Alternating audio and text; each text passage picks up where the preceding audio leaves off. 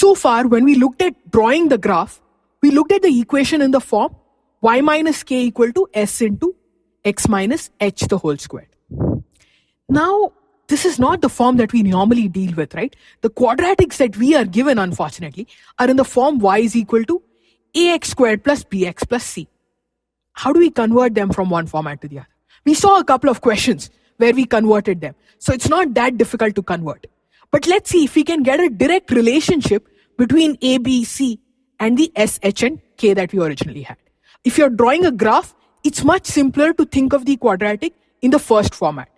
But if you're trying to find the roots, for example, without drawing the graph, if you're trying to solve it algebraically, the second format is more helpful. Why? Because that's how we learn the quadratic formula, right? Do you remember the quadratic formula that you learned in the 10th standard? X is minus b plus or minus root of b square minus 4ac divided by 2a. Don't worry if you don't remember it. You can just click this link below and have a quick revision. It doesn't matter. We're not going to touch upon the quadratic formula right now. The point is, when you're trying to solve something graphically, the first format of the equation is useful. If you're trying to solve something algebraically, the second format is more useful. Now, both of these should be related, right? They are at the end of the day talking about the same equation. So they both should talk to each other. Let's see if we can actually find a relationship between ABC and HKS. Let's simplify our equation. Let's try and simplify the first equation. We have a lot of solving to do. We had y minus k equal to s into x minus h the whole square. First of all, we'll open up the square brackets. So you'll get s into bracket x squared minus 2hx plus h squared. Left hand side remains as it is. Now there, the minus k, you can bring it back to this side. So you'll get y is, s is still outside the bracket, x squared minus 2hx plus h squared plus k, which is outside the bracket. Simplified one step further, open all the brackets, bring all the x squares together, the x's together and the constants together.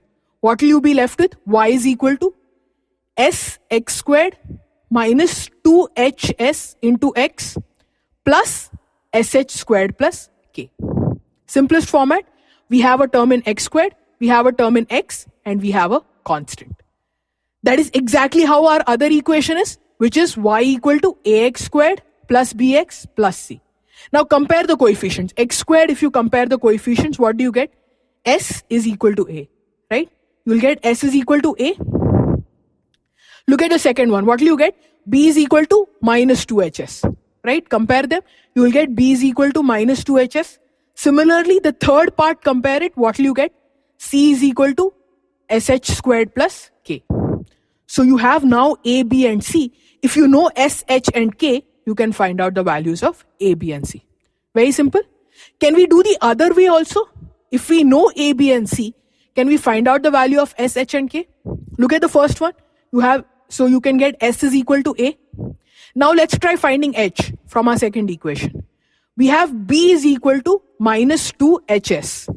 So H will be equal to B by minus 2s. S is equal to A. H will be equal to minus B by 2a. Similarly for C, we know that C is equal to sh squared plus k. So k will be equal to C minus h squared. Now substituting A and B, you will get the value of k is equal to minus of b squared minus 4ac upon 4a. B squared minus 4ac we know is d, is what we refer to as the determinant, right? So in simple words, k is equal to minus d by 4a.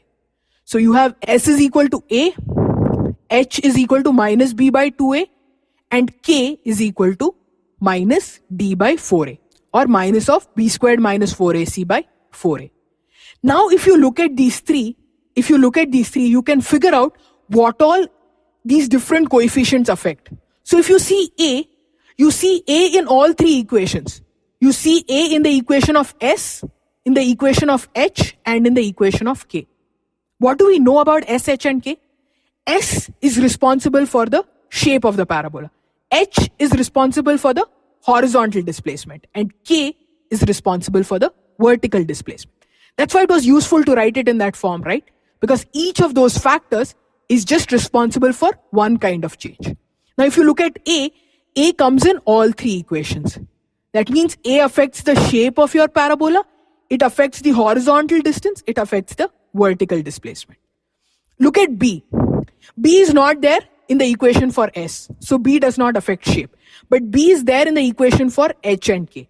So B affects horizontal displacement and vertical displacement. Finally, C.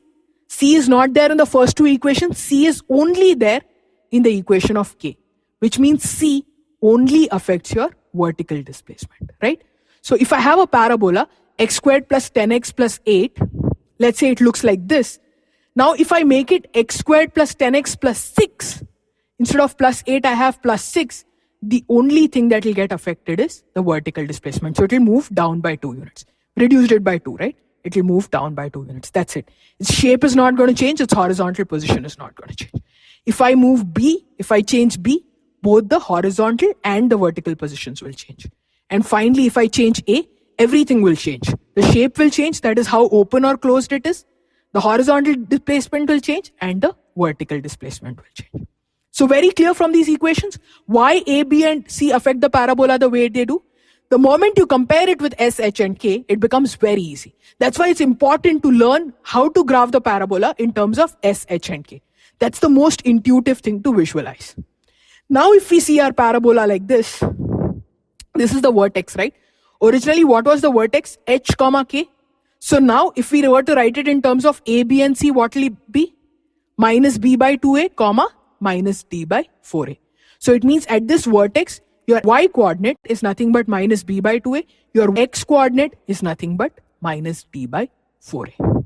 So in a parabola, if you are given its equation in the form ax squared plus bx plus c, one thing you can do is to convert it to the other form. Other thing you can do is use these two equations to figure out what the vertex is. Whatever you find easier to do, you can do it that way. Some people find making perfect squares easier. Some people find calculating the value of b squared minus 4ac easier. Whatever you do it. So both of these at the end of the day represent the same graph. When you're trying to draw a graph, easier if you use the equation in the format y minus k equal to s into x minus h the whole squared. But at the end of the day, either of the two formats are going to lead you to the same graph.